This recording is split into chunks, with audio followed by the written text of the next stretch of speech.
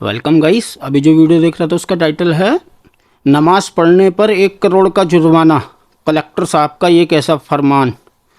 The live TV करके YouTube channel का video है। तो गाइस चलो वीडियो को स्टार्ट करते हैं।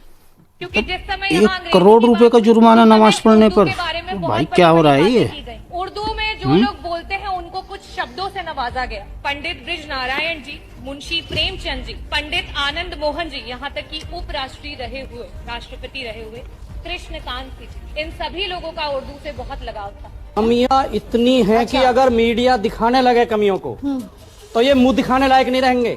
मुसलमानों का अब खुदा की इबादत करना भी क्या जुर्म हो गया है, क्योंकि सड़क पर नमाज अता कर नहीं सकते और मस्जिद के अंदर नमाज अता करने लायक आपको छोड़ा नहीं गया है। यह बात मैं सिर्फ हिंदुवादी संगठन के लिहाज से नहीं कह रहा हूं कि वो ये चाहते हैं। दरअसल इस देश के कानून के पर या यूं कहा जाए संवैधानिक पद पर बैठे हुए लोग भी खुले तौर पर उनका अब साथ देते हुए नजर आ रहे हैं। वो अधिकारी जो लेते हैं संविधान की शपथ, वो खुलकर नमाज पर रोक लगाने के लिए तैयार बैठे हुए हैं। लेकिन ऐसा नहीं है कि हर जगह इनकी मनमर्जी चल रही है। कहीं ये कामयाब हो रहे हैं जहां इनको सत्ता का आशीर्वाद मिल रहा है, तो वहीं दूसरी तरफ कई जगह इनको लताड़ भी पड़ रही है, कहीं खदेड़े भी जा रहे हैं। तो हालात ये हो गए कि चुनाव हारने के बाद भारतीय जनता पार्टी के पूर्व सांसद के अंदर का मुस्लिम प्रेम जागा है।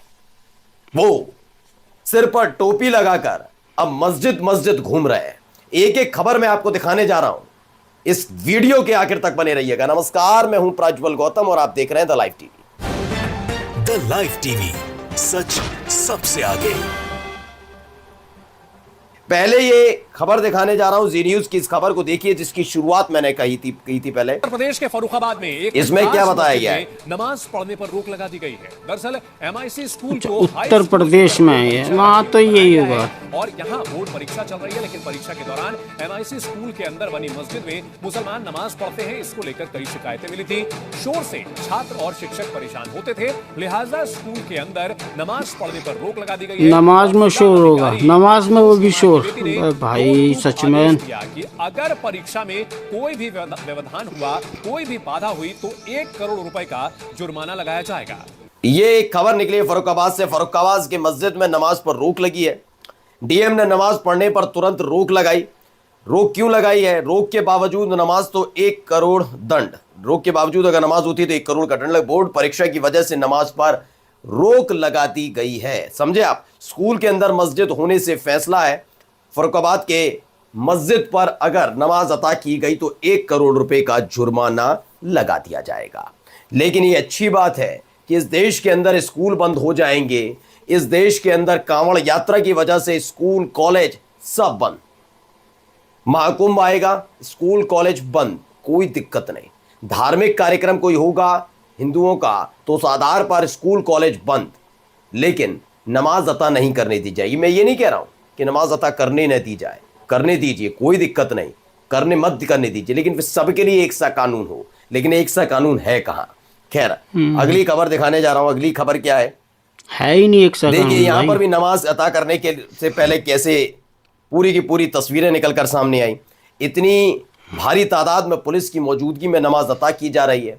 खुदा को याद करना है तो कुछ ऐसे याद करना होगा। आप देख सकते हैं तस्वीर और समझ ही गए होंगे कहां की है।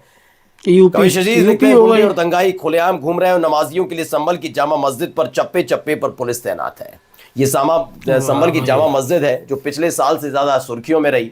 एक जज जिसने दूसरे पक्ष को सुने बिना संभल में ये जो मस्जिद है उसके नीचे मंदिर होने के दावे को स्वीकार करके हुए सर्वे करवा दिया। मारे भी मुसलमान गए, आरोपी भी मुसलमान, तोड़फोड़ भी उनके घर में हुई, घायल भी मुसलमान, सब कुछ मुसलमान। और उसके बाद कह दिया कि हिंदुओं के ऊपर कुछ करने के लिए विष्णु शंकर जैन पर हमले की साजिश थी। यानी चोट किसी हिंदू को नहीं लगी। सब कुछ पीड़ित भी मुसलमान, आरोपी भी मुसलमान, दोषी भी मुसलमान, घायल भी मुसलमान, घर भी टूटे मुसलमानों के, घर तोड़े भी जा रहे हैं मुसलमानों के, सब कुछ मुसलमान। तो ये गिरफ्तारी भी मुसलमानों की। चलिए अगली खबर पांच पांच लोगों की गोलियां मार दी। अभी आई है शाहीन बाग की। जरा वीडियो देखिए पहले।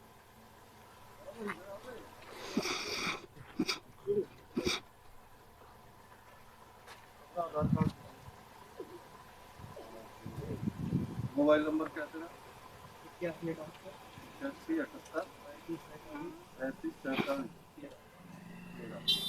मेंबर हो घर में?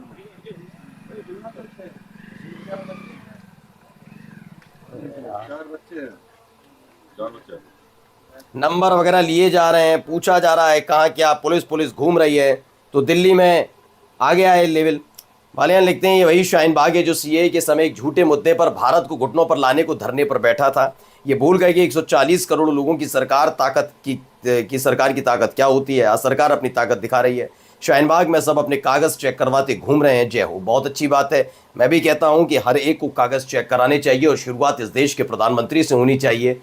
वाली डिग्री दिखा दें, वो दिल्ली यूनिवर्सिटी वाली। दिल्ली यूनिवर्सिटी ने कहा है कि अजनबियों को नहीं दिखाएंगे। कौन है अजनबी, समझ में नहीं आया। अपने ही देश में जिनसे वोट लेते हैं और उन्हीं को अजनबी बताने के लिए तैयार है। दिल्ली यूनिवर्सिटी को भी शर्म आनी चाहिए। खैर, आइए अगली खबर। एक वीडियो के जरिए एक प्रदर्शनी टाइप लगी, उसमें बताया गया क्या क्या हुआ 2019 में, क्या क्या हुआ। शाहीन बाग वाला था, बुलंदशहर वाला कांड, 2022, 2023, 2024। ये 10 साल के पूरे वाकयात हैं। ये हेट क्राइम जो क्या है, इसको कहते हैं, कैसे होता, हेट क्राइम के तहत किसको। देखिए, परवेश वर्मा का नाम है, अनुराग ठाकुर का नाम है, पीएम नरेंद्र मोदी का नाम भी वहां पर लिखा हुआ है। ये कहाँ का है जरा मैं बता देता हूँ। हिमा बुशरा लिखती हैं, हिना बुशरा की सब कुछ याद रखा जाएगा। इस्लामोफोबिया, 18 वर्षों के भीतर भारतीय मुसलमानों पर क्या क्या अत्याचार हुए हैं अपनी आंखों से देखें, सारी चीज़ें रिकॉर्ड हैं, रिपोस्ट करना ना भूलें। ये कहती हैं सबके नाम, जिसमें से 3-4 तो खुद सोचिए दिल्ली सरकार में इस समय किस किस ने, कपिल मिश्रा, योगेश्वर आचार्य, इसमें हेमंत शर्मा का नाम, विश्व शर्मा, हमारे प्रधानमंत्री का नाम भी दर्ज किया गया है। ये सारे लोग हैं। अब आइए जरा, भारतीय जनता पार्टी के पूर्व सांसद हैं आजमगढ़ से, ये नजर आए हैं कुछ ऐसे। आजमगढ़ से तो ये उधर का होगा, निरहुआ विरहुआ करके जो इन लोगों के नाम होते हैं वही होंगे शायद। बिहार की साइड में रहते हैं। हाँ, इस बार हार गया था ना ये। तो ये कौन है, क्या है, देखिए चेहरा मेरा सब बदल गया है। हार गए थे इस बार चुनाव। मिस्टर खान लिखते हैं बीजेपी के पूर्व सांसद भोजपुरी के मशहूर अभिनेता दिनेश लाल यादव निरहुआ ने गाजीपुर में टोपी और कुर्ता पजामा पहनकर मस्जिद में क्यों घुस रहे हैं।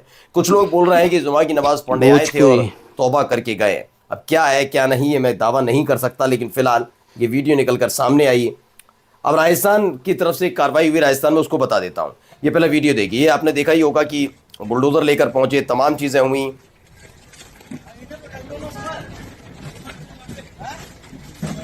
ये कहाँ बुलडोजर तो लेकर ये पहुंच खबर भी है, गए विजयनगर मामला। हाईकोर्ट ने आरोपियों के मकान तोड़ने पर लगाई रोक, पहले भी मना कर किया जा चुका सुप्रीम कोर्ट की तरफ से, लेकिन मानते कहाँ है। द मुस्लिम स्पेस की खबर है, राजस्थान हाईकोर्ट ने विजयनगर कथित लव जिहाद मामले में पुलिस मुस्लिम आरोपियों के मकान तोड़ने पर लगाई रोक। कोर्ट ने कहा था कि फिलहाल किसी तरह की तोड़फोड़ नहीं होगी। आदेश शाकिर और बाकी मुस्लिम आरोपियों की याचिका पर सुनवाई के बाद जस्टिस महेंद्र गोयल की बेंच ने दिया। बताया गया कि इस मामले की जांच कर रही एसआईटी दोबारा पीड़ित स्कूली छात्राओं के बयान लेगी। इसके पहले जिस कैफे के अंदर कथित तौर पर बैठक होती थी उस पर प्रशासन ने बुलडोजर चलाया था, लेकिन अब कह दिया गया ऐसी कोई कार्रवाई वहां न की जाए। अब आते हैं मतलब क्यों हो रहा है, किस वजह से। टाइम्स ऑफ इंडिया की खबर है, वो बाद में दिखाऊंगा, लेकिन जयंत भंडारी जो लिखते हैं वो पढ़िए क्या है। जयंत भंडारी ने लिखा कि योगी आदित्यनाथ का एक बयान है उसके आधार पर कि ही blames the British of the pollution of Indian rivers. उन्होंने कहा कि जो ब्रिटिश थे, ब्रिटेन से आए थे, वो भारतीय जो नदियां हैं, हमारे देश की नदियां हैं, उनको प्रदूषित करने का जिम्मेदार कोई और नहीं ब्रिटेन था, जो उनका शासन था। इनका कहना है कि कितनी बेवकूफी वाली बातें भारतीय राजनेता न केवल करते हैं, बल्कि सबसे हंसी वाली बात है कि इन बातों पर हमारे देश की जनता भरोसा भी कर लेती है। देखिए टीओआई की तरफ से था, वो ये था, सही बात है एकदम। Westerners should not give gyan to Indians on river cleaning. ये कौन कहते हैं? Yogi Adityanath blame Britishers for Ganga pollution. उन्होंने कहा कि जो पश्चिम देश के रहने वाले लोग हैं वो कैसे भारतीय नदियों को साफ किया जाए इस पर ज्ञान न दें। ये सदन में कहा होगा योगी आदित्यनाथ ने, उसको लेकर कहा गया। टाइम्स ऑफ इंडिया की खबर है। अब मैं ये भी जानना चाहता हूं कि आप विदेश की नगरियों में जो नदियां हैं उनको देख लीजिए। कई बार आपने देखा भी होगा कि विदेश में नदियों को नदियां मानने वाले लोग कितना साफ रखते हैं, और हमारे यहाँ जब नदियों को मां माना जाता है तो उसकी सफाई कितनी है। ये आपने देखी हुई तस्वीरें। correct ऐसे में एकदम। योगी आदित्यनाथ का ये बयान और उस माँ बयान पर मानते अब हैं हंस तो भी रहे नदियों हैं। जरा को। ये खुद भी हंस रहे हैं, देखिए क्या कह रहे हैं। क्योंकि जिस समय यहाँ अंग्रेजी की बात हुई उस समय उर्दू के बारे में बहुत बड़ी बड़ी बातें की गई। उर्दू में जो लोग बोलते हैं उनको कुछ शब्दों से नवाजा गया। हमारे देश में उर्दू को बड़े ही लगाव से देखा जाता है। हिंदी अगर हमारी मातृभाषा है तो आज का ये जो देश है वो अंग्रेजी से भी नहीं घबराता है, अंग्रेजी को सीखने की पूरी इच्छा रखता है। पंडित ब्रिज नारायण जी, मुंशी प्रेमचंद जी, पंडित आनंद मोहन जी, यहाँ तक कि उपराष्ट्रपति रहे हुए, राष्ट्रपति रहे हुए कृष्णकांत जी, इन सभी लोगों का उर्दू से बहुत लगाव था। तो ये सुनकर हैं, ये समाजवादी पार्टी की विधायक है, उन्होंने भी इस तरीके को एक बयान दिया बेहतरीन। और ये देखिए, कमियां हो सकती हैं लेकिन काम तो हो रहा है। कमियां इतनी हैं कि अगर मीडिया दिखाने लगे कमियों को तो ये मुंह दिखाने लायक नहीं रहेंगे। इनका बचाव केवल करेक्ट मीडिया कर एकदम, रहा है, नहीं मीडिया रहेंगे के मुंह बनाए हुए। दिखाने लायक। मीडिया हाँ, इनकी गोदी खराब मीडिया की चीजें वजह से दिखाता ही बच नहीं। रहे हैं। उत्तर प्रदेश के मुख्यमंत्री के लिए किसी अमेरिका Correct के एकदम। प्रोफेसर जॉन कैम ने एक ट्वीट किया कि वहां जो है फ्रांस में भी मुख्यमंत्री योगी मॉडल की मांग हो रही है, बुलडोजर मंगाए जा रहे हैं आतंक उन्हें दंगाइयों को रोकने के लिए। और तमाम मीडिया ने वो खबरें दिखाई, सारे चैनलों ने, आपके चैनल ने भी, बड़े बड़े चैनलों ने, बड़े बड़े अखबारों ने। 3 दिन 4 दिन बाद पता चले कोई जॉन कैम नहीं है, वो यहीं का बीजेपी के कार्यकर्ता है, यूपी का ही। अब सोचिए ये हालात है, सच खबर दे। यूपी के अब जाते बंदे जाते इस ने बयान को भी थोड़ा सुन लीजिए। तू फिर आगे ट्वीट कहानी। कर दिया, वो बता रहा है फ्रांस का है। अरे वाह,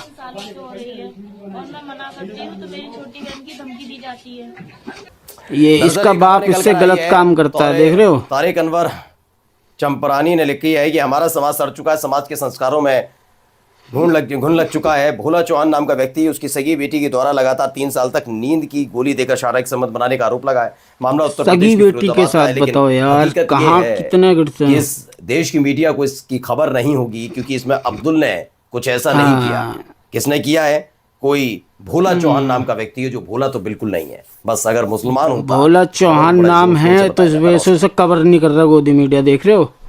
अगर इसकी जगह कोई मुसलमान का नाम होता था ना यहाँ, तो हल्ला हो गया होता पूरा गोदी मीडिया में। अब यहाँ पर मुसलमान का एंगल नहीं है, नहीं आया तो उसको कवर नहीं कर रहा। बताओ, 3 साल से वो नींद की गोली दे रहा है अपने बच्चे को और उसके साथ गलत काम करता है, उसका खुद सगी बेटी के साथ। कितना घटिया और कितना गिरा हुआ इंसान होगा वो। ऐसे वो तो चौक पर खड़ा करके फांसी दे देनी चाहिए। तो गाइस, ये था आज का वीडियो। ओरिजिनल वीडियो का लिंक डिस्क्रिप्शन से ले लेना।